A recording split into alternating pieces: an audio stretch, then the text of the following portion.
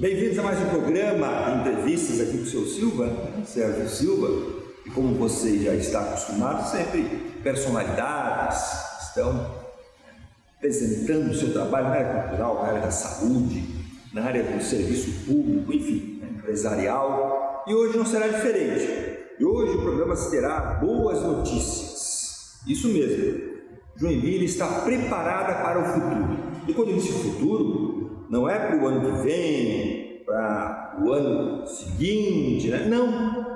É para os próximos anos e põe anos aí na frente. Estamos falando aí, talvez em 2030 ou até mais, se é que a Terra existirá em razão desta guerra que está sendo feito lá, né? Em vários cantos do mundo. Brincadeiras à parte, a Prefeitura Municipal tem um trabalho premiado, em que apresenta para esse futuro, que pode ser breve, como eu disse, ou pode ser mais a longo prazo, reconhecimento nacional. E quem é o responsável, melhor dizendo, quem é a secretaria responsável para planejar a cidade daqui a alguns anos? Pode ser até o mês que vem, né? Daqui a 6 meses, mas o olhar é a longo prazo principalmente. É a Secretaria, não é, de Planejamento, eu esqueci o nome. Pesquisa e Planejamento. Pesquisa e Planejamento, né? As coisas estão alinhadas. Eu estou aqui com o secretário desta área responsável por pensar Joinville no futuro.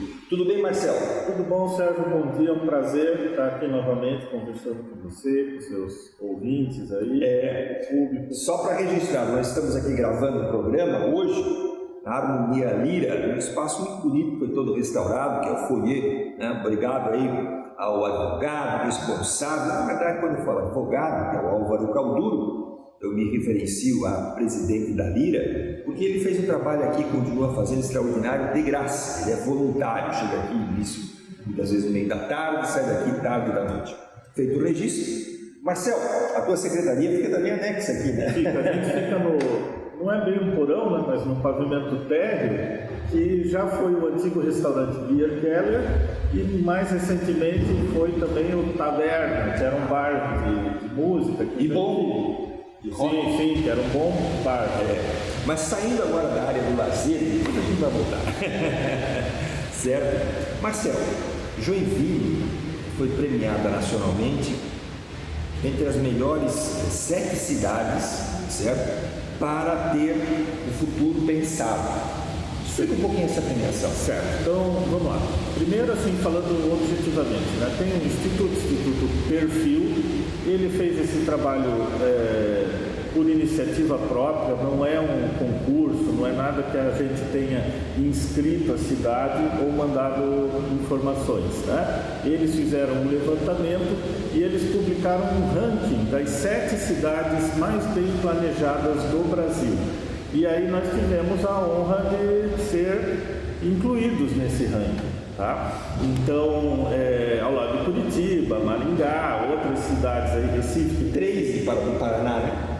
Exatamente. Londrina, Maringá e Curitiba. Exatamente. Lembrando que Curitiba é referência mundial, né? Com Jaime Lerner, Rafael Greca, Cássio Taniguchi, né? Grandes planejadores reconhecidos mundialmente.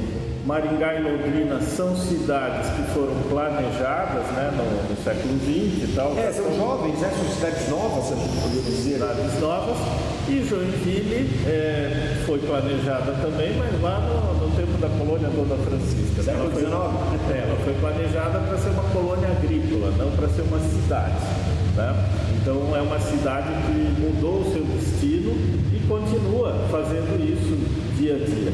Quando a gente fala, né, do que é o planejamento urbano, é exatamente isso. São as regras que mediam os vários interesses de quem vive na cidade, certo? Nós temos uma cidade aí hoje, a gente pensa aí, são 650 mil habitantes, né? Então nós temos uma infinidade de desejos, de necessidades, de demandas, né, de projetos pessoais, e o planejamento ele coloca regras gerais de como distribuir isso no território da cidade, no espaço físico da cidade. Mas aí tem duas realidades. Tem desse coletivo que tu fala, né, que vai de fronteira a fronteira, certo? Mas também tem hoje os bairros de Joinville são mini cidades, ou aliás, são grandes cidades se comparadas a Santa Catarina. Então tem dois núcleos, eu posso dizer, um que é o geral e depois as fatias que compõem cada bairro. É isso, Marcelo? Na verdade é como se você tivesse o olhar do planejador, ele tem várias dimensões, várias escalas.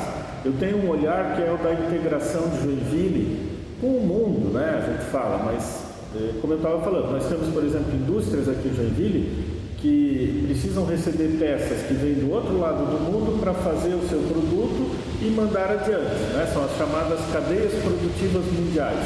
Então a nossa integração com rodovias, com portos, aeroportos, ela tem que funcionar como um relógio, ela tem que funcionar porque a nossa economia depende disso.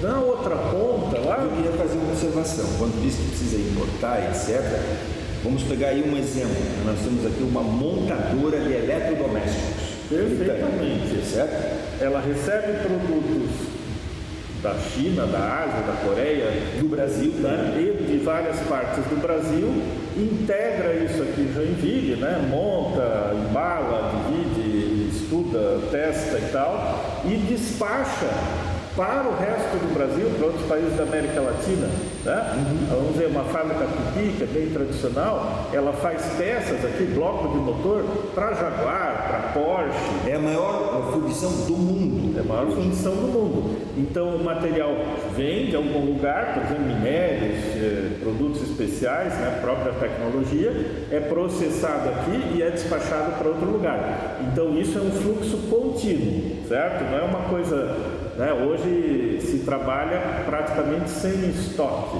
Sim. Né? Então, a própria loja, eu estou te interrompendo, a conversa ficar como se fosse uma conversa solta e você estivesse sentado nesse lugar aqui, né? Quando você diz que esse sem estoque, a gente vai dar um exemplo aqui, nessas lojas que você vai aqui no centro, né? Nos lugares que a gente conhece, todos eles com aquelas grandes marcas, né? Americanas, Cage e todas elas. Estou fazendo propaganda de graça. Não. Mas isso é um exemplo. Você chega lá, a tua geladeira que tu queres comprar não está ali atrás da loja do estoque como antigamente. Exato. Não é mais assim, né, Marcelo? Não.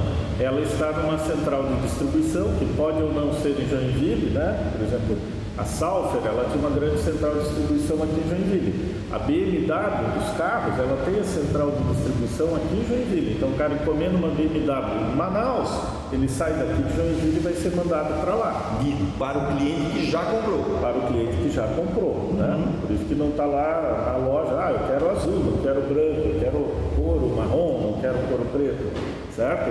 Então a geladeira, a TV, a mesma coisa, eu quero o modelo X de tantas polegadas e tal, e tal, e tal. A loja não tem todo o sortimento no seu estoque, ela tem numa central de... Só loja de sapato. Depois eu já tenho pena das vendedoras de sapato. Tu chega lá, sobe e desce, umas 10, 20 partes, não gostei de vou embora. Mas ainda assim você vê que tanto no segmento, a Joinville produz o EVA, que é o tipo de borracha que é usado na sola de sapatos e tênis. Não sabia. E manda para fábricas calçadistas, né, em outros municípios, né? E nós temos a base têxtil toda aqui, nós temos tinturarias, tecelagens e tal, né, que produzem matéria-prima para indústrias no Brasil inteiro e até em outros lugares do mundo, né? Marcelo, daí entra a questão das ligações que o Joinville tem com a BR-101, com o porto, ou os portos, não é? Isso. E também com o próprio sistema de aviação. Perfeito, com os aeroportos.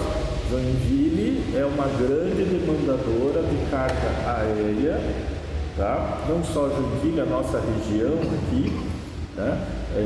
Empresas como a antiga Embraco, que hoje é Niber, ou a velha aqui de Jaraguá do Sul, né? Que está no sistema vizinho aqui, mas profundamente interligado com Joinville, importam e exportam, por exemplo, componentes eletrônicos, microprocessadores, placas para o mundo inteiro, e aí é usada a carga aérea, né? Peças pequenas de alto valor. Peças pequenas de alto valor. Geladeira, no avião. Exato. A geladeira vai no caminhão baú, mas uma placa, um processador que custa centenas de reais ou centenas de dólares, esse já vale a pena mandar de avião. Tá? Bom, aí... Mas o que eu estava falando antes é assim, daí na outra ponta a gente tem o conflito, né, nós temos essa demanda das grandes empresas e tal, mas na outra ponta a gente tem o cidadão que mora, que quer ter sossego ao lado da sua casa.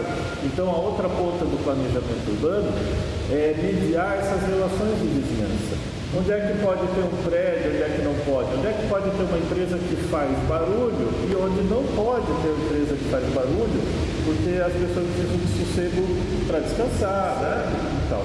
Então, equilibrar essas demandas, né, para todas as funções da cidade. A cidade é um lugar onde a gente vem para ter oportunidade, tanto de ganhar dinheiro, de trabalhar, mas também de se desenvolver, né, de ser uma pessoa melhor, seja espiritualmente, né, é uma coisa muito importante para as pessoas. Mas como é que planeja essa questão, por exemplo, do espiritual? A prefeitura diz o quê? Como é que ela interfere? Nós temos regras até para onde pode ou não pode ter um templo, por exemplo. Certo? Que é uma das atividades mais livres, né? Mas ainda assim tem regramentos. Não é só o pastor ou a comunidade católica, espírita, chega lá e diz, não, eu quero montar aqui um negócio, vamos começar a gay, pronto. Não, ele tem que ter algumas regras, ele vai ter que obedecer questões, sei lá, afastamento, estacionamento, isolamento e a própria localização. Apesar de que essa é uma atividade das mais disseminadas, né? Vamos dizer que templo e jardim de infância são coisas que tem que estar perto da casa de todo mundo. É verdade. Né? Agora você pode ter uma outra atividade que faça ruído, uma empresa, por exemplo, que tem um alto tipo de ruído, ou que lida com um produto que usa gases que podem explodir, agentes químicos, né, que podem ter um dano ambiental, no caso do vazamento. Então, é um planejamento urbano que também faz o regramento para onde essa empresa pode se localizar e quais as precauções que ela tem de ter ou que atender para poder se localizar nessa região. Mas, quando tu está falando em localização de empresas em relação à comunidade, Joinville teve uma alteração importante. Quando foi feito o planejamento da cidade, na década de 70, século passado, 1970, começou a cidade, com o Pedro Ivo, enfim, a pensar no futuro. Perfeito. E na época, o mais importante era deixar todas as empresas na zona norte da cidade, certo? E a partir disso, né, daquele eixo ali, na Santos Dumont, enfim, para baixo, era o resto da cidade. Mas isso teve um problema grave ao longo dos anos. Exatamente.